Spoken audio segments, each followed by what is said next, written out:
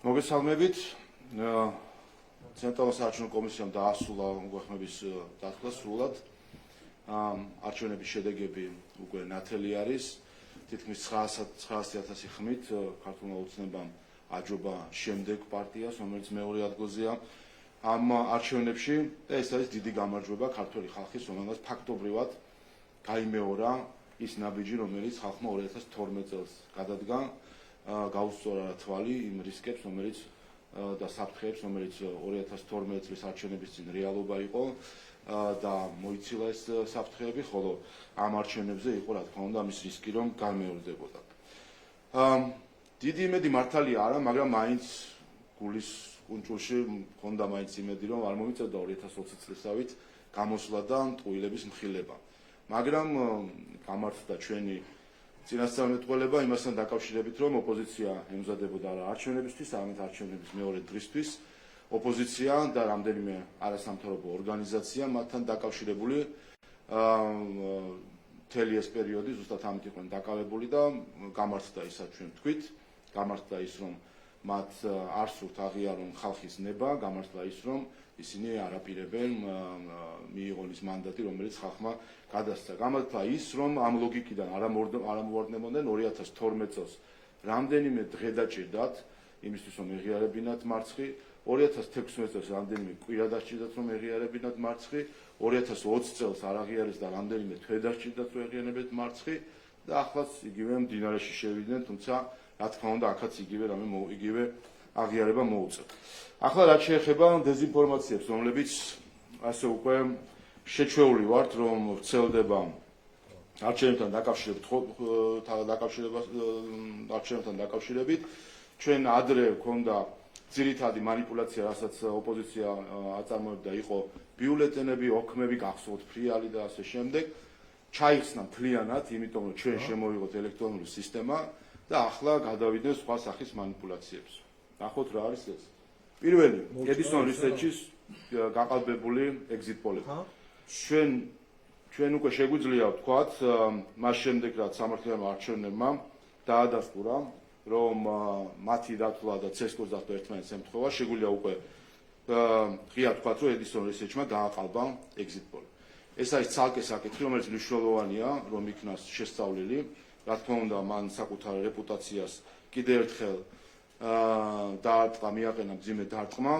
ფაქტია, რომ ამის უკან სავარაუდოდ დგას რაღაც უკანონო გარიგება, რომლის მიზანი, რა თქმა უნდა, ამ შემთხვევაში იქნებოდა დემოკრატიული არჩევნებისთვის ძირის გამოთხრა და დისკრედიტაცია, ასე რომ ეს არის ერთი ფაქტი და ზუსტად ამას იყენებდა ოპოზიცია და მათ შორის უცხოელი აქტორები იმისთვის, რომ გაეტარებინათ სრულ ნარატივი, თითქოს მოხდა გაყალბება და ასე შემდეგ. ხედავთ იქით სკრინზე გიორგი კანდელაკი, რომელიც ორმაგი ფუნქციის მატარებელია ჩვენ საზოგადოებაში, ერთის მხრივ არის პოლიტიკოსი და მეორეს მხრივ არის NGO-ს წარმომადგენელი, უცხოური დაფინანსებით მოქმედი პოლიტიკოსია, შეგვიძლია ასე ვთქვათ და გამოირჩევა იმით, რომ ქართველი ხალხის წინააღმდეგ დეზინფორმაციას ავრცელებს ხოლმე და ის თავის სოციალურ მედიაში X-ში აქვეყნებდა ზუსტად აი ამ შედარებას, თუ როგორი აცდენა არის exit poll-სა და CSGO-ს შედეგებს შორის და ამით ამყარებდა ცრუ ნარატივს იმასთან დაკავშირებით, თითქოს მოხდა გაყალბება, რომელსაც ასევე იზიარებს ქალბატონი ლორა თორნტონი, გახლავთ, როგორც იცით, ის გახლავთ ავტორი იმ ანგარიშისა, რომელიც რამდენიმე კვირის წინ წარედგინა ამერიკაში, სადაც ზუსტად აღწერილი არის სცენარები და გახსოვთ ჩვენ ამაზე საუბრობთ, რაც დღეს ხდება. გახსოვთ თქვენ, რომ მიუხედავად იმისა, რომ დამკვირვებლები აღიარებენ არჩევნებს, მიუხედავად ამისა, უნდა იყოს პროტესტები და ამას უნდა მიაქციონ ყურადღება და მხარი დაუჭიროს სხვადასხვა პოლიტიკოსებმა. და ხედავთ, რომ ის მთლიანად ჩართული არის ტყუილის ცრუ ბრალდებების გავრცელებაში, exit poll-თან დაკავშირებით და არის მონაწილე დემოკრატიული არჩევნების დისკრედიტაციისა.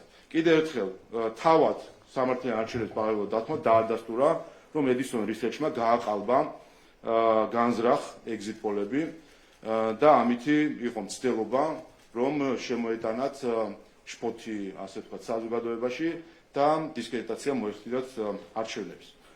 მეორე საკითხი შეეხება უკვე თავად აპარატურას, თქვენ გახსოვთ, როგორ იფიცებოდა ოპოზიცია ქალბატონ სალომე, რომ შეუძლებელია რაიმე მოხდეს აპარატურასთან დაკავშირებით და გუშინ ქალბატონმა სალომემ პრეზიდენტის სასახლიდან თქვა, რომ მოხდა აპარატურით манипуляცია, რაც არის ჩვეულებრივი ტყუილი და პრეზიდენტის ადმინისტრაციის სასახლიდან, როდესაც ხდება დეზინფორმაციის გავრცელება იმისთვის, რომ ადამიანების შეიყვანოს შეცდომაში და მათი ემოციებზე ითამაშონ, ეს არის რა თქმა უნდა გაუგონარი ამბავი და ხედავთ, რომ ქალბატონი სალომე პირდაპირ ჩართული არის იმ სცენაში, რასაც ქვია ქვეყნის არევა ოპოზიციასთან ერთად.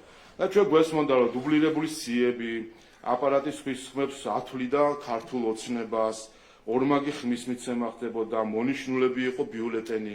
ყველა ეს საკითხი არც ერთი ეს ბრალდება არ შეესაბამება სიმართლეს, ისიც რომ აპარატურასთან დაკავშირებით ამერიკულმა კომპანიამ, რომელიც ამისთვის იყო წინასწარ შერჩეული, ჩაატარა აუდიტი, არანაირი რაიმე შეუსაბამება აპარატურასთან დაკავშირებით არ არის და ვერც იქნებოდა. თან თავადაც ამბობდნენ, რომ შეუძლებელი იყო იქ რამე მოხდარიყო, უბრალოდ ეს არის, როცა დავალებას იღებ, რომ უნდა არიო ქვეყანა, მაშინ ყველანაირ ტყუილს იგონებს.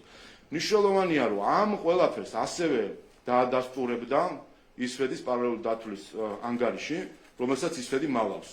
გუშინ თქვენ ნახეთ, რომ მათ გადააცილეს დრო, გამეორდა ზუსტად 2020 წლის სცენარი, მაშინაც დააგვიანეს პარალელური დათვლის შედეგების გამოქვეყნება, როგორც წესი ეუთოს ანგარიშამდე არის ხო, როგორც წესი კი არა, მათი მეთოდოლოგიით ასე ხდება გამოქვეყნება 12 საათზე ანგარიშის და მაშინაც გადააცილეს, იმიტომ რომ აყალბებდნენ პარალელური დათვლის შედეგებს და ვერ გადაეწყვიტათ რა ციფრები დაესვათ ზუსტად და წელსაც გამეორდა ზუსტად იგივე ისფედი ზუსტად იგივე სკანდალში გაეხვია, როგორც 2020 წლის გაყალბების სკანდალი იყო.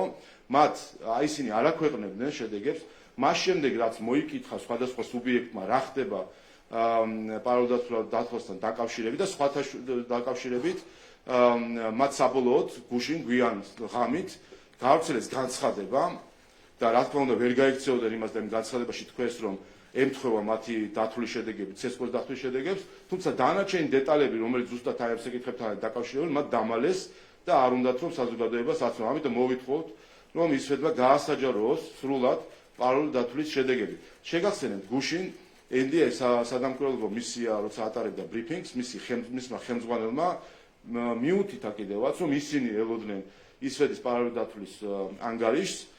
ასე რომ ეხლა ეს NDA-ის პასუხისმგებლობა არის, ვინაიდან ეს მათი მეთოდოლოგიით ტარდება, რომ მოუწოდონ და აიძულონ ისვედი, რომ გამოაქვეყნოს პარალელური დათვლის სრული ანგარიში, რომელშიც ზუსტად იქნება ის ყველა სიყალბე, რომელსაც ეხლა აბრალებს ოპოზიცია, ქალბატონი სალომე თუ ზოგიერთი უცხოელი აქტორი საქართველოს. ამიტომ როგორც წინა ჯერზე თუ NDA გაექცა თავის პასუხისმგებლობას, როდესაც ყალბი რიცხვების გავრცელება ხდებოდა, ამ ჯერზე მათ უნდა გამოასწორონ ეს შეცდომა, რომელიც მაშინ დაუშვეს. ასევე შეგახსენებთ, რომ ისვედი ამ პარალელურ დათვლას, ისე როგორც 2020-ში ატარებს USAID-ის დაფინანსებით, გახსოვთ, რომ 2020-ში შემდეგ გაირკვა, რომ USAID-მა იცოდა, რომ ისვედი ავრცელებდა პარალელურ დათვლის ყალბშედეგებს და გვიმალავდა ამას, ამიტომ წელს ხელმძღვანელობა შეცვლილი არის და ის მაშინდელი ხელმძღვანელობა ამას მალავდა. ახლა ახალი ხელმძღვანელობის კეთილსინდისიერების საკითხი დგას კითხვის ნიშნის ქვეშ, მათ უნდა მოუწოდონ ისვედს, რომ გამოაქვეყნონ პარალელური დათვლის სრული ანგარიში და არ დაუმალონ ქართულ ხალხს ის მხილება, რომელიც ამ ანგარიში იქნება ოპოზიციის და ზოგიერთი NGO-ების მიმართ. შემდეგი ასევე იყო, ვრცელდებოდა ვიღაცამ თავი შეიწუხა და ქარდიც კი ააწყო, ასე ვთქვათ, დეზინფორმაციული ქარდი, ამ დონეზე არის, ასე ვთქვათ, ეს დეზინფორმაციული კამპანია აწეული, ამორჩეულთა რაოდენობასთან დაკავშირებით, ხა ადამიანებმა ელემენტარულად არ იციან, რომ მოსახლეობას და მოქალაქეებს შორის სხვაობა არის, თან თავად საუბრობენ უცხოეთში ცხოვრებ მოქალაქეებზე და მოსახლეობაში იგულისხმება ის ადამიანები, რომლებიც საქართველოში ცხოვრობენ და არიან აღწერილი აქ, ხოლო მოქალაქეებში იგულისხმება როგორც საქართველოში მცხოვრები, ისე ქვეყნის გარეთყოფი ადამიანები. ხა ეს მარტივი უცოდინრობა იქნებოდა წესით, თუმცა რა თქმა უნდა ამას ვერ დაუშვებთ, სადაც ხა ადამიანები ამ ქარდისთვის იწუხებენ თავს და რაღაც არითმეტიკას მიმართავენ, დიდი ალბათობით ძალიან კარგადაც იცოდნენ რა ხდება, უბრალოდ ავრცელებდნენ სრულ ინფორმაციას. ამაზე იყო გუშინ განმარტებები და იუსტიციის სამინისტრო დამატებით განმარტებებსაც გააკეთებს თუ საჭირო იქნება. ანუ არის აბსოლუტურად ტყუილი მოსახლეობა ადგილზე სხვა რამე არის, მოქალაქე უფრო დიდი ციფრი არის და ეს დიდი ხანია ყველა მიცის, რომ ამომრჩეველთა რაოდენობასა და მოსახლეობას შორის, ქვეყანაში მცხოვრებ მოსახლეობას შორის არის სხვაობა. შემდეგი გუშინ მთავარ არხზე ნიკამელია ძალიან გახარებულად ავრცელებდა სისულელეებს. აქ უკვე დარწმუნებული ვარ, უბრალოდ ის იმან არის ცოდნა არ ყოფნის ამ ადამიანს, რომ ისაუბროს, თუ ეხა ისეთ ტყუილს რატო იტყო და რომელიც 5 წამში შეგიძლია ადამიანმა ამხილო. კერძოდ გუშინ ის ამბობდა, რომ გადასატანი ყუთებით მოხდა манипуляция, რომ საქართველოში 65,000 ხედავთ თუნდაც 64,000 მოქალაქე იყო, როგორ შეიძლება რომ თუნდაც ყოფილიყო და ეს მიაწერეს საკუთარი ამომრჩევლებიო, რატო უნდა მიაწერო, რომ ამომრჩეველი შეუძლია უბანზე მივიდეს და იქ მისცეს ხმა, მოგეთ ნორმალურად ვერც ხსნიდა და მათ შორის წალენჯიხაშიო 700 ადამიანი იყო და წარმოგიდგენიათ, რამდენი ადამიანი მიაწერეს ამ ყველაფერს. ხო, მარტივი სტატისტიკა, 2024 წელს 64,000 მოქალაქე იყო ნამდვილად, ეს რიცხვი კი სწორედ ხონა, მაგრამ დანარჩენი ცოდნისთვის მას როგორც ჩანს არ იყო სათანადო არ ვიცი რა შეიძლება ქონოდა 2021 წელს თუ შევხედავთ იყო 74,000 ადამიანი თლიანად საქართველოს უფრო მეტი იყო 21 წელს და უფრო მეტი იყო 2020 წელს გადასატან ყუთებზე რეგისტრირებული მოქალაქეები. ნუ აი ესეთი აბსურდია და მაინც და მაინც თუ საქართველოს დიდ მასშტაბებს ვერ თვლის, ვერ წუდება ბატონი მელიას კალკულატორი, წალენჯიხაზე რო საუბრობდა იმასთან დაკავშირებითაც გეტყვით 696 იყო წელს რეგისტრირებული გადასატან ყუთზე, 21-ში 778, აი საოცრება უფრო მეტი ყოფილა ადგილობრივ არჩევნებზე და 682 2020 წელს. აი ესეთი მარტივი ტყუილებით ატყუებენ შემდეგ შიგნით თუ გარეთ ადამიანებს და რა თქმა უნდა მათი პოლიტიკური მომხრეები შემდეგ ძალიან ადვილად იტაცებენ ასეთ სახის დეზინფორმაციებს. შემდეგი, რაც შეეხება ძალადობასთან დაკავშირებულ ფაქტებს, რაც ასევე ტყუილი იყო, ყველა ვადევნები თვალყურს აღდებოდა, იყო რამდენიმე იზოლირებული ინციდენტი. ამ შემთხვევაში იმისთვის რომ ჩვენი მონაცემები არ იყოს მარტო მომყავს სახალხო დამცველის მიერ საკუთარი დაკვირვებით, შეტყობინებით და მედიაზე დაკვირვებით გამოქვეყნებული ინციდენტების სია, ყველა ინციდენტი, ანუ სუბუქი იქნებოდა თუ არა, მისი ანგარიშის მიხედვით 10 ინციდენტი იყო სულ ზოგადი ხასიათის და 3 ინციდენტი იყო მედიასთან დაკავშირებული. სულ 13 იყო. ამ ინციდენტებში იყო მათ შორის ხობში ჩვენი პარტიის წევრზე თავდასხმის ფაქტი, ძალადობა ნაციონალური მოძრაობის ხობის ორგანიზაციის ხელმძღვანელის მხრიდან, რომელიც თავს დაესხა მამაკაცი ქალს და იძალა მასზე. ასევე იყო ისანში შემთხვევა, სადაც ჩვენ მხარდამჭერებზე იყო ძალადობა, ასე რომ ეს ერთი ტყუილით კიდე რაც შეეხება ძალადობასთან დაკავშირებით დეზინფორმაციას. შემდეგი წინასაარჩევნო გარემოსთან დაკავშირებით ჩვენ ამაზე ვამბობდით და ვაფრთხილებდით ასევე წინასწარ, რომ ვერაფერი ვერ ექნება სათქმელი მათ არჩევნებთან დაკავშირებით, ის ტიპური სპეკულაცია, რაც ადრე ჰქონდათ ხოლმე ბიულეტენებთან, ოქროთთან, ეს ყველაფერი ჩავხსნით ამ აპარატურით და რომ ისინი დაიწყებდნენ სპეკულაციას წინასაარჩევნო გარემოსთან დაკავშირებით. ეუთო ოდირის შუალედურმა დასკვნამ, რომელიც ამდენიმე დღის წინ გამოქვეყნა, წინასაარჩევნო გარემოსთან დაკავშირებით ყველა ამ სპეკულაციას და ამ დიზინფორმაციას დაუსვა წერტილი, თქვა რა, რომ იყო 7 კონკურენტული წინასაარჩევნო გარემო და ერთადერთი რაზეც ის მიუთითებდა იყო პოლარიზაცია მედიაში. ასე რომ წინასაარჩევნო გარემოსთან დაკავშირებით ეუთო ოდირს არის მყარი კაფიო პოზიცია, ნებისმიერი ახლა მცდელობა რომ არჩევნებამდე მივიდნენ, ხო იგებ თან მოიგეს იზეიმეს ყველაფერი და რომ ნახეს რომ წაგებული არიან, ახლა გაახსენდათ რომ მოდი ახლა ვისაუბროთ რა მოხდა აგვისტოში თუ სექტემბერში. და შეგახსენებთ რომ ზუსტად მეორე დღეს მას შემდეგ ეუთო ოდირის დასკვნა დაიდო შუალედური, რომელშიც საუბარი იყო რომ 7 გარემო არანაირი ინციდენტები ადმინისტრაციულ რესურსზე არაფერი რო არ იყო, ზუსტად მეორე დღეს დაიწყეს ყალბი კამპანია პირადობის მოწმობებთან დაკავშირებით, რომელზეც დღემდე ვერც ფაქტები წარმოადგენს, რაც თავი ვერც ახსნა წარმოადგენს საერთოდ რა თემა იყო ეს და შეგახსენებთ რომ იგივე კამპანია, იგივე NGO-ებს საერთაშორისო გამჭვირვალეობას ხებს ჰქონდათ 2018 წელსაც, ჰქონდათ 2021 წელსაც და ყველა ეს სიყალბე იყო მხილებული. ასე რომ არავის ურჩევ რომ წინასაარჩევნო გარემოსთან დაკავშირებით სპეკულაციით დაკავდეს, ამაზე არის მკაფიო პასუხი ეუთო ოდირის შუალედურ ანგარიშში. და ბოლოს თავარი რასაც ვერ ხვდება ოპოზიცია, NGO-ები და მათი უცხოელი მფარველები არის ის რომ საქართველო არის დემოკრატიული ქვეყანა. სადაც ხალხი წყვეტს რამეს.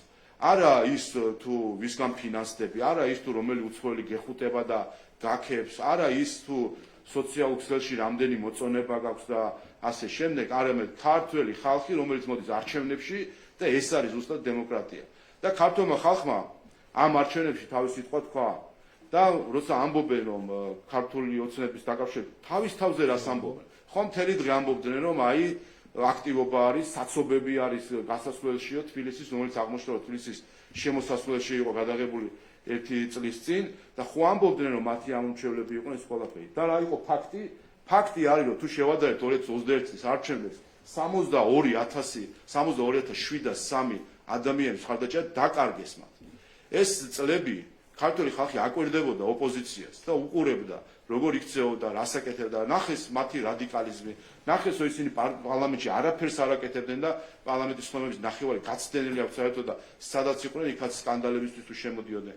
ნახეს რომ მათ ქართულ ხალხს კი მათ ინტერესს კი არ ატარებდნენ, დადიან უცხოეთში და იქიდან იმათ ასე ვთქვათ, იმათ სასიამოვნოდ გეგმავენ თავის დღის წესრიგს. და რაც თავია ნახეს წინასაარჩევნო კამპანია რომ მათ საერთოდ არ ჩაუტარებიათ მედიის წარმომადგენლები აქ და გაიხსენეთ ერთ რეგიონში საერთოდ დადიოდნენ, შედიოდნენ ოჯახებში, ესაუბრებოდნენ მათ, მოიკითხეთ ნებისმიერ რეგიონში 1-2-ჯერ ჩავიდოდნენ კამერით, დადგებოდნენ თავის მხარდამჭერებთან, გადაიღებდნენ ფოტოებს, ლამაზ რაღაც ჭელა-ჭელა ფოტოებს, ამას დადებდნენ Facebook და ეს იყო მათი კამპანია.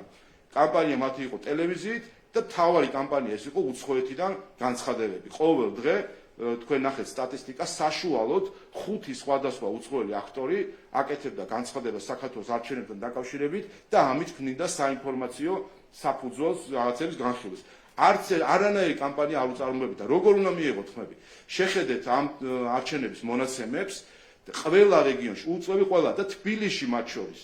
დიდი სამით რომ ამბობენ თბილისთან დაკავშირებით. თბილისი ქართულმა ოცნებამ მოიგო, ვართ გვაქვს პირველი ადგილი როგორც პარტიას თბილისში და თბილისში ყველა უბანში, თითქმის ყველა უბანში გავიუმჯობესეთ მათ შორის შედეგები და მთლიანად თბილისის შედეგები გავაუმჯობესეთ 2020 წლის არჩევნებთან შედარებით. აი ეს არის თბილისის პასუხი ოპოზიციისთვის, ეს არის ქუთაისის პასუხი, ეს არის წალენჯიხის პასუხი მათ შორის, სადაც ასევე გაუმჯობესდა შედეგები, ზუგდიდის პასუხი, სადაც დამანგრეულად წააგო ოპოზიცია, ბათუმის პასუხი, კახეთის პასუხი, კახეთიდან კიდე ხმას ელოდებიან, მას შემდეგ რა შეურაცხყოფაც მიაყენეს მას. ყველგან შეხედეთ როგორი გაზრდილი არის ქართული ოცნების ხარდაჭერა. იმიტომ რომ ნახეს, რომ მათ ინტერესში არ მოქმედებს და დაკარგეს კიდევაც ხმები. თუ ქართულ ოცნებას აბრალებენ რომ ხმა მიიწერო და ესენი სად გაქრა ეს ხალხი? ეს 62,000 სად გაქრა? ამოშალა ვინმე მათი ბიულეტენები ვინმე გადაყარა? ისვეთმა ხო თქვა რომ ყველაფერი სწორედ არის დათვლილი. სად გაქრა ეს ხალხი? ეს ხალხი გაქრა იქ რომ დაინახა რომ ეს უსამშობლო პარტიები, უსამშობლო ხალხი, რომლებიც არიან, რომელსაც სურთ, რომ სვის დიქტატის ქვეშ ამყოფონ ეს ქვეყანა, მათ მანდატს არ მისცემს. და ნახეთ ქართული ოცნების შედეგები, რომელმაც ჩვენ 2020 წელს თუ შევადარებთ, 190,000 ადამიანით მეტი მოვიდა, ქუძზე კაცი გამოვიდა და ეს შედეგი ნახეთ ზუსტად იმიტომ, რომ ყველა უკლებრივ დაწყებული პარტიის საპატიო თავმჯდომარიდან გაგრძელებული თითოეული წევრით ყველა დაკავებული ვიყავით იმის, რომ ხალხს ხვდებოდით, მათ ვესაუბრებოდით, მათი ლხინი, მათი გასაჭირი გაინტერესებდა და ვესაუბრებოდით იმაზე, თუ რას ვაპირებდით შემდეგი 4 წლის განმავლობაში. 190,000 ხმით მეტი გვაქვს მიღებული 2020 წელთან შედარებით, წინა საპარლამენტო არჩევნებთან შედარებით და თუ შევადარებთ 2012 წელს, ფაქტობრივად გავიმეორეთ 2012 წლის შედეგი, ასე რომ ეს არჩევნები ზუსტად იგივე ეგზისტენციალურ საკითხებს ეხებოდა, რაც 2012 წელს, მაშინაც მეორე მხარეს იდგა რეჟიმი, რომელიც უცხოეთიდან იმართებოდა, რომელიც წამების სისტემას ქმნიდა, რომელმაც ამ ქვეყანას ეს ქვეყანა გაატარა ომის ქარცეცხლში, 300,000 მოქალაქე გაატარა ციხეების ქარცეცხლში და მაშინ ზუსტად მას ამ რეჟიმს უთხრა უარი და წელსაც იგივე ხალხი გამოვიდა როგორც 2012 წელს და თქვენ ნახეთ რიგები საარჩევნო უბნებში, ესეც ხო დამატებული თვითონ არ ამბობენ რომ რიგები იყო, ეხლა რომ ამბობენ რომ რაღაც მიწერილი არამე. ეს ამ რიგებში ცოცხალი ადამიანები არიდნენ და ამ რიგებმა ზუსტად ამ ადამიანებმა გაიმეორეს ეს შედეგი. და რაც თავარია, ხედავთ ეხლა მათ განწირულ კამპანიას, ძირითადად მათ შორის როდესაც დაკავებული არიან ზიზღის კამპანიით და ამას რა თქმა უნდა ჩვენ ცალკე ვამონიტორინგებთ და ვაკვირდებით, სადაც ოპოზიციის და არასამთავრობო ორგანიზაციების, მათ შორის უცხოური ორგანიზაციების თანამშრომლები დაკავებული არიან ზიზღის კამპანიით ამორჩევლების წინააღმდეგ, იმის გამო, რომ მათი ფრონტსკული არჩევანი არ გააკეთა ქართულმა ხალხმა. და ის რაც მათ გონიათ საქართველოს, რომ ვერ გამოვიყვარეთ Facebook-ის ბაბლიდან ეს ხალხი და მართლა რომ ეს გონიათ საქართველოს, აი ამ საქართველოს აიყო საქართველოს დაანახა ყველამ ძალიან კარგად და ეხა ამ წარე რეალობას საკუთარი, ასე ვთქვათ, საკუთარი მარცხისა ვერ ეგუებიან. კიდევ ერთხელ მე მოუწოდე ყველას რომ დეзинფორმაციო კამპანია შეეშვან, თორე 2020 წელსაც და 21 წელსაც კი ნახეს საბოლოო ჯამში, რომ ყველაფერში დამარცხდნენ, ყველაფერში ტყუილი იყო და ზუსტად ასე ვამხელთ ყველა მათ ტყუილს ამ არჩევნებთან დაკავშირებით.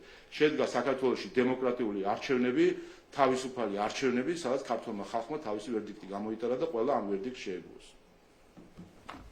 მოგესალმებით გიორგი აბაზაძე, ტელეკომპანიები პირველ კითხვას დავსვამ დავიწყებ ეუთოოდირით, მთავარმა საგანგებო მისიამ არჩევნები ლეგიტიმურად გამოაცხადა და ისიც ხაზგასმელია, რომ დასკვნამდე რიგმა ოპოზიციონერმა ლიდერებმა და უკვე დასკვნის შემდეგ ყველა მუდმივობა გამოუცხადეს დასკვნის ამ შედეგებს. რა არის ამის მიზეზი, რატომ შეცვალა რიტორიკა ოპოზიციამ? საჯამში ეს არის, რომ მათ რაზე ჩვენ საუბრობდით, ისინი თავარი მიზანი რაც მათ ჰქონდათ, რომ ხელისუფლება გადაებარებინათ მათი უცხოელი დამკვეთებისთვის, ეს მიზანი ვერ შეასრულეს და ხედავთ ახლა კოორდინირებულ კამპანიას იმისთვის, რომ თავს დაესხან ქართველ ამორჩევლებს და წაართვან მათი არჩევანი. ასე რომ მათ შორის სასაცილო იყო ახლა 26-ში თავად საღამოს ნახეთ რა მათი გუნება განწყობის ცვლილება და კიდევ ერთხელ შეგახსენებთ ედისონ რისერჩმა გააყალბა exit poll. ეს ცალკე თემაა, რომელიც გამოსაკვლევი არის ჟურნალისტების მხრიდან თუ სხვების მხრიდან, თუ რა იდგა ამის უკან, იდგა ამის უკან კორუფციული გარიგება, რის გამოც გააყალბეს ეს exit poll-ი თუ რა იყო. და მნიშვნელოვანი არის, რომ ამ ეს შესწავლილი იქნას. და საღამოს ნახეთ ჩვენ, რომ ხომ იძახეს რომ გაყალბდა. დაადგნენ ბრიფინგზე და ვერაფერი ვერ თქვეს, თენგო აგიხსნითო და თენგოც გამოვიდა და ვერაფერი ვერ თქვა, ესეც გახსოვთ ეს კადრი 4 ნომრის პარტიიდან, როდესაც გამოვიდნენ, ანუ საუბრობენ რომ გაყალბდა რაღაც აპარატურა და რა გაყალბდებოდნენ, ვერ საუბრობდა ამას, ბოლოს გადააბარა ბატონ თენგოს და თენგომაც ვერაფერი ვერ გითხრა, ასე რომ ეს ცალკე ამ არჩევნების და ოპოზიციის სახედ დარჩება, რომ თენგო გაგესაუბრებათ ამ დონეზე არის დასული ოპოზიცია. და ნახეთ, ხო გაყალბებული იყო. სცენა აწყობილი ჰქონდა. რატო არ ავიდნენ იმ სცენას? ხალხმა გაყალბდა არჩევნებია. რატო დაშალეს ის სცენა და წავიდნენ? 2-ის ნახევარზე ეთერები რატო შეწყვიტეს და წავიდნენ დაიძინეს? ხო ელოდებოდნენ ამერიკის ხმა და სხვა შემოვალ, სხვადასხვა უცხოეთიდან ჯერ დათვლილი არ იყო. რატო არ დაელოდნენ იმ შედეგებს? 2-ის ნახევარზე ეთერები შეწყვიტეს, წავიდნენ დაიძინეს. ასე დაიძინეს, ასე იქცევა ის ჯგუფი, რომელიც მართლა ფიქრობს, რომ გაყალბდა რამე, აქ რამე გაყალბებული იყო. ან ქართველ ამორჩევლებს რა შეაჩერებდა, ან თუნდაც მაგ ოპოზიციას რა შეაჩერებდა პროტესტისგან, ხო? მაგრამ წავიდნენ 2-ის ნახევარზე და დაიძინეს ტკბილად და მშვიდად, იმიტომ რომ იციან, რომ ქართველი ხალხისგან მიიღეს პასუხი საკუთარი უსამშობლოების გამო. სინამდვილეში ეს განაჩენი არის. როდესაც არის 53%-იანი სხვაობა პირველ ადგილოსთან ქართულ ოცნებასა და შემდეგ ადგილოსთან შორის, ეს არის განაჩენი ქართულ ხალხმა ამ ოპოზიციას ყველაფრისთვის. იმისთვის რომ ისინი აპირებენ დაეწესებინათ სანქციები, იმისთვის რომ ისინი ყიდიან საქართველოს ინტერესებს სხვებზე, იმისთვის რომ ისინი აპირებდნენ ამ ქვეყნის ომში ჩათრევას, იმიტომ რომ ისინი იტყუებიან მარცხნივ და მარჯვნივ, იმისთვის რაც მათ პარლამენტში გააკეთეს, დასცა პასუხი და მიუჩინა სამარცხინო ადგილი დემოკრატიულ სივრცეში. ასე ვკითხავთ ოპოზიციაზე და კენჭისყრის დღეზე, თქვენ ისიც რომ ისნის საარჩევნო უბანი იყო ერთ-ერთი ყველაზე ცხელი კერა და მომთან ფიზიკურ ანგარიშწორებაზე ოპოზიციას არ აქვს პასუხი. არსებული ინფორმაციით ახმეტიდან ჩამოყვანილი ნაცმოძრაობის ეგრეთ წოდებული ზონდერები იყვნენ მობილიზებული, თქვენ რა ინფორმაცია გაქვთ? ასე იყო, ჩვენ თავდასხმელებს ჩვენს მხარდამჭერებს დაესხნენ თავს, ნახეთ ჩვენ კადრები მათ შორის. მთლიანად დღის განმავლობაში ჩვენ ხედავდით, რომ რა სცენა იდგმებოდა, ხო? ერთი მედიის წარმომადგენლების მხრიდან, რომლებიც გაუგონა რაღაცებს ჩადიოდნენ, ხა უბანში დადიოდნენ, ინტერვიუს იღებდნენ, ავიწროებდნენ, მოქალაქეების არაძებდნენ საშუალებას ნორმალურად ხმა მიეცათ. ხედავდით ასევე ორგანიზებულ ჯგუფებს, ნაციონალურ მოძრაობის და სხვა პარტიის წარმომადგენლებს, რომლებიც ზუსტად ინციდენტების პროვოცირებისთვის იყვნენ იქ მისულები. და მიუხედავად ამისა, და მინდა მადლობა გადაუხადო ყველა ჩვენს მხარდამჭერს, რომელმაც აი ამ პროვოკაციებს გაუძლო, მიუხედავად ამისა, როგორც თქვი, სულ რამდენიმე ინციდენტი დაფიქსირდა და ყველა ინციდენტზე არის პასუხი. სხვა შორის ერთი რამეც უნდა ითქვას. ბრალდებებთან დაკავშირებით, მრავალჯერადი ხმასთან მიცემასთან დაკავშირებით, გუშინ ნახეთ ოდირის და ხელმძღვანელის კითხეს კიდევაც და მან დაასახელა ერთი ფაქტი, ანუ ანგარიში თითქოს ისე იყო წარმოდგენილი მანამდე საუბრისასო იყო რაღაცა რამდენიმე ფაქტი, თქვა ერთი ფაქტი, მარნეული შემთხვევა, ის ადამიანი დაკავებული არის და მიდის საქმის გამოძიება. და სხვა შორის მეორე ფაქტი იყო, რომელზეც სხვათა შორის ერთ-ერთ არასამთავრობო ორგანიზაციასაც აქვს საჩივარი დაწერილი და იქ ეხება ლელოს წარმომადგენელს. არ ვიცით იქ რამდენად შეესაბამება სიმართლეს თუ არა, ლელოს წარმომადგენელი იყო, რომელიც ცდილობდა ჩაყრას ბიულეტენებს. ასე რომ ინციდენტი სადაც იყო თუ კი რაიმე იყო, ყველა ამ ინციდენტზე პასუხი არის გაცემული, საჩივრები არის შეტანილი გასაგები რაღაც საკითხებთან დაკავშირებით შეიძლება და ყველა ეს საჩივარი იქნება განხილული, მაგრამ ყველა აი ამ ტყუილს რა თქმა უნდა გაეცემა პასუხი. ბატონო შალვა, მე ვკითხავ პრეზიდენტთან დაკავშირებით, რომელიც ნახეთ გუშინ ოპოზიციის სათავეში დაანონსეს საერთო აქცია. რა შეიძლება იყოს მიზანი და რას ნიშნავს, როცა ქვეყნის მოქმედი პრეზიდენტი ოპოზიციის რიგებში? ყველაფერი მიდის ზუსტად იმ სცენარით, რომელიც წინასწარ თქვით, რომ გაწერილი აქვს ოპოზიციას. ამას ვამბობდით, რომ ტექნიკურ მთავრობაზე რატომ ჰქონდათ საუბარი, ეს არის ჩვეულებრივი 90-იანი წლებიდან რო გვახსოვს ჩვენ, ან სხვა ისეთი ქვეყნებიდან, როდესაც ცდილობენ ძალით ჩაიგდონ ხელში ძალაუფლება და რაღაც ტექნიკური მთავრობები მოიყვანონ. ამიტომ გამზადებული ჰქონდათ ეს თვლიანად ეს სცენა, რომ ასე ვთქვათ, არალეგიტიმურად გამოცხადება, ტექნიკური მთავრობის ჩამოყალიბება, ყველაფერი ამასთან დაკავშირებით გამზადებული გადატრიალების სცენა არის, რომელსაც ისინი მიყვებიან და ეს არის, რა თქმა უნდა, კონსტიტუციური წყობილების წინააღმდეგ წასვლა და დემოკრატიული არჩევნების წინააღმდეგ წასვლა. ასეთ ქმედებებს, რა თქმა უნდა, ქართული ხალხი არ დაუშვებს. მოგესალმებით, შორენ აროშიძე, ტელეკომპანია პოზიტივი. უნდა გკითხოთ ასევე ოპოზიციასთან დაკავშირებით, ისინი საუბრობენ მანდატების ჩახსნაზე და ამბობენ იმას, რომ მე-11 მოწვევის პარლამენტს არ ექნება ლეგიტიმაცია, ზოგადად როგორ გადანაწილდება მანდატები და პროცედურულადაც რომ აგვიხსნათ და მათი ეს რიტორიკა რას ნიშნავს ახლა, რას ეუბნებიან ქართველ ამომრჩეველს? ეუბნებიან მათ ქართველ ამომრჩეველს სულელი გონიათ ეს უპირველეს ყოვლისა და ეს უნდა ითქვას 2020 წელსაც, ანუ ეს ყველაფერი უკვე ნათქვამი აქვს 2020-ში. და ნამჯერი და პასუხიც არის გაცემული. და მე მგონი ეს დეზინფორმაცია რა ვიცი კი ბატონო, ამასაც შეიძლება ავსახოთ უკვე ისეთ ტყუილებს ამბობენ, რომ თითქოს რაღაც სიას ჩახსნიან და პარლამენტი ვერ იქნება ლეგიტიმური. ძალიან კარგად იქნება ლეგიტიმური, პარლამენტი იკრიბება და 76 ხმით ცნობს 150 დეპუტატის უფლებამოსილებას, ქართულ ოცნებას ამ მონაცემით 89 მანდატი ერგება, ასევე როგორც 2020 წელს, ასე შეიკრიბება საქართველოს პარლამენტი, ცნობს პარლამენტის უფლებამოსილებას, გააგრძელებს მუშაობას როგორც საჭიროა და ოპოზიციას, როგორც მაშინ პუფებივით შემოვიდნენ პარლამენტში, ზუსტად ესე პუფებივით დაალაგდებიან და ადრე თუ გვიან შემოვლენ პარლამენტში. ასე რომ ეს კინო ხო ნანახია ქართულ ხალხს. ერთადერთი, რაც მათმა ქმედებებმა ეხა შეიძლება მოიტანოს, არის კვლავ მღელვარება, კვლავ ძალადობა მათი მხრიდან, რაც მაშინაც ვნახეთ, ბევრჯერ გამეროთ ვნახეთ, მაგრამ მე დარწმუნებული ვარ, ქართველი ხალხი ამ მატყუარებს, ცილისწამებლებს და სხვათა ინტერესების მოქმედ ხალხს, რომლებიც 2020-ის პუფების სცენარს იმეორებს და ბოლოს შემოლაგდებიან ჩვენებად და იმ ხელფასებსაც აიღებენ პარლამენტში და ნახავთ თუ არ აიღებენ და შემოლაგდებიან კიდევაც. და ერთადერთი რაც დარჩება აი ეს პანიკა თუ ისტერია, რასაც ახლა სთესენ და ის ძალადობა, რომელსაც ისინი აპირებენ როგორც ყოველთვის. შეიძლება ევთოოდირის დასკვნას დაუბრუნდები, ამ შემთხვევაში ის იკითხეს, რომ ოპოზიცია უნდობლობას უცხადებს უკვე ამ დასკვნას და ზოგადად დასკვნის შინაარსს როგორ აფასებთ 2024 წლის არჩევნებთან დაკავშირებით, რაც გამოქვეყნდა. თავარი ევთოოდირის დასკვნა არის ის, რომ არჩევნები შედგა, საქართველოს ყავს არჩეული ხელისუფლება და ეს ხელისუფლება მიხედავს ამ ქვეყნის მართვას. ეს არის რაც წერია და რაც ითქვა კიდევაც გუშინ, არჩევნები შემდგარი არის და ეს არის მთავარი. რაც შეეხება სხვა საკითხებს ტექნიკურ ხარვეზებთან თუ სხვა შენიშვნებთან დაკავშირებით, რა თქმა უნდა, ყოველ არჩევნებს გარკვეული ხარვეზი შეიძლება ახდეს, ამიტომაც არის რომ მაგალითად წინა არჩევნებისგან განსხვავებით შემოიღეთ ელექტრონული თვლელები და მორჩა, ხო ნახეთ რომ დასრულდა ის სვეტვაც კი ვერაფერი თქვა, ბევრი იფიქრეს, გუშინ გვიან ღამემდე ვერაფერი ვერ თქვა და ხო დასრულდა, გახსოვთ ადრე ბიულეტენების ფრიალი, ოქმები, გადასწორებული ოქმი, ასეთი ოქმი, ისეთი ოქმი. ხო ხედავთ რომ ქართულმა ოცნებამ ერთი ხელის მოსმით ეს სპეკულაციები მთლიანად დაასრულა.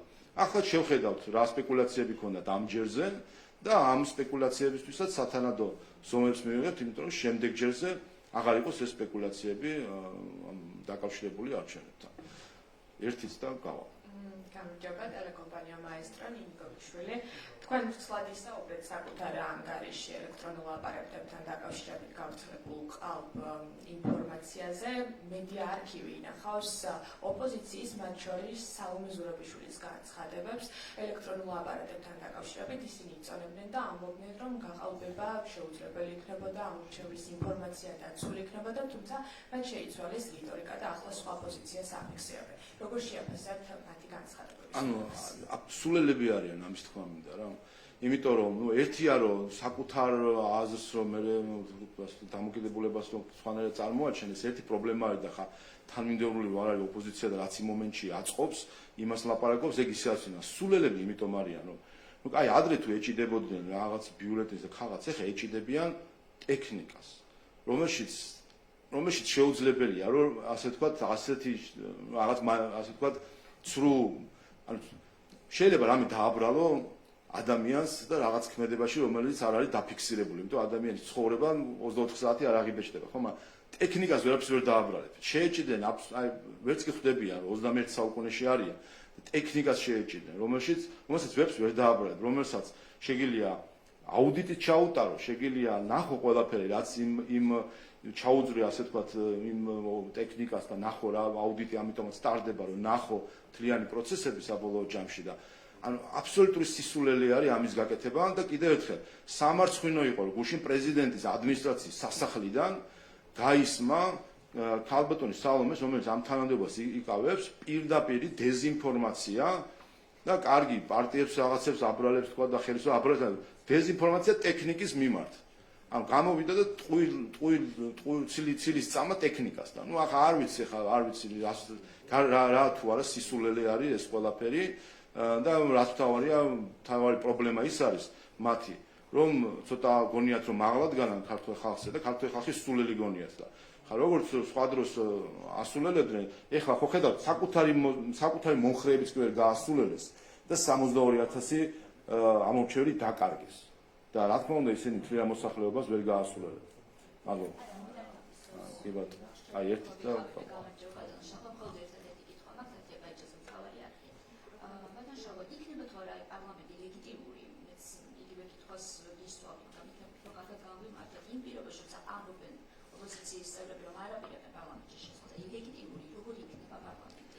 Poliția Socialist Parlamentului imუშავა იმ პირობებში, რომ მისი სხდომების ნახევარზე არ იყო საერთოდ ოპოზიცია წარმოდგენილი. ბოიკოტში იყო, თავიდან ასე ვთქვათ, საბოტაჟი იყო, შემდეგ ბოიკოტში იყო და საქართველოს პარლამენტმა იმდენად კარგად იმუშავა, რომ ჩვენ დღეს ვართ ნომერ პირველი ქვეყანა ეკონომიკური ზრდით მთლიანად ევროპაში და ყველა მიმართულებით იქნება ეს ინსტიტუციური ეკონომიკური განვითარება, ვართ ლიდერი. აი ესე კარგად იმუშავა Socialist Parlament. ასე რომ პირიქით თუ არ შემოვლენ უფრო კარგი, უფრო მშვიდი და საქმიანი გარემო იქნება საქართველოს პარლამენტში და კონცენტრირებული იქნებით საქმეზე, ვინაიდან ყოველ ჯერზე, როდესაც ოპოზიცია იყო ხოლმე პარლამენტში, როცა აქტიურობდა, ყოველ ჯერზე ეს იყო უბრალოდ ისტერია და გახსოვთ, გაიხსენეთ ნებისმიერი მათი აქტივობა 2020 წლის მოწვევის პარლამენტში, გაიხსენეთ კადრები, მათ რას აკეთებდნენ და რაც გაგახსენდებათ არის ჩხუბი დავიდარება, ისტერია. სხვა არაფერს არ აკეთებენ ისინი პარლამენტში. ეს როგორ დადგება ლეგიტიმაციის? ასე ვთქვათ, ორი საკითხი ვთქვათ. ერთი პოლიტიკური მხარე, რომ უმრავლესობა შემდგარია საქართველოს მოქალაქეებმა ჩამოაყალიბეს საპარლამენტო უმრავლესობა, რომელიც იზრუნებს არამხოლოდ მის ამომრჩევლებს, არამედ მთლიანად ჩვენ საზოგადოებაზე და მოემსახურებს ჩვენს ქვეყნის ინტერესებს. პოლიტიკურად აქ რა თქმა უნდა პრობლემა არ არის, რაც შეეხება სამართლებრივად არც აქ არის პრობლემა, ვინაიდან გახსოვთ, ყველაფერს თავიდანვე 2020 წელი მაინც გაიხსენეთ, იქაც ხო იგივე გააკეთეს. ხო არ შემოვიდგინე, რამე პრობლემა იყო სამართლებრივი მხრივ, აბსოლუტურად კაფეო არის საკითხი, რომ უმცირესობა ვერ ჩაშლის პარლამენტს. ეს არის მთავარი პრინციპი დემოკრატიის, რომ უმცირესობას ვერ დაბლოკავს უმრავლესობის პარლამენტის მუშაობას. ასე რომ როგორც პრინციპით, ისე სამართლისმხედველი და ისე 2020 წლის არქივში ჩავხედოთ ბოლო-ბოლო და ვნახავთ, როგორ შევინათ იმუშავა პარლამენტი.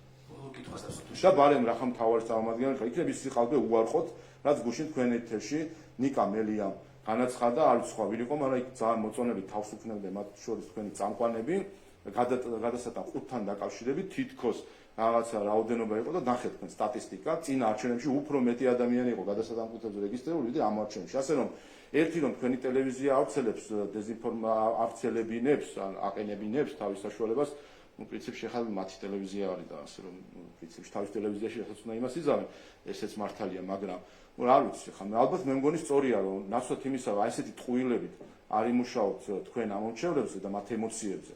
უთხრათ სიმართლე და მათ შორის თქვენი ეთერით უარყოთ ის ტყუილი, რომელიც გუშინ გავრცელდა გადასატან 5-თან დაკავშირებით. ბოლო კითხვას დასვა ბატონო შალო, თუ შეიძლება რომ შევაფასოთ სამთავრობო გეგმა, რომელზეც დღეს ისაუბრა პრემიერმა.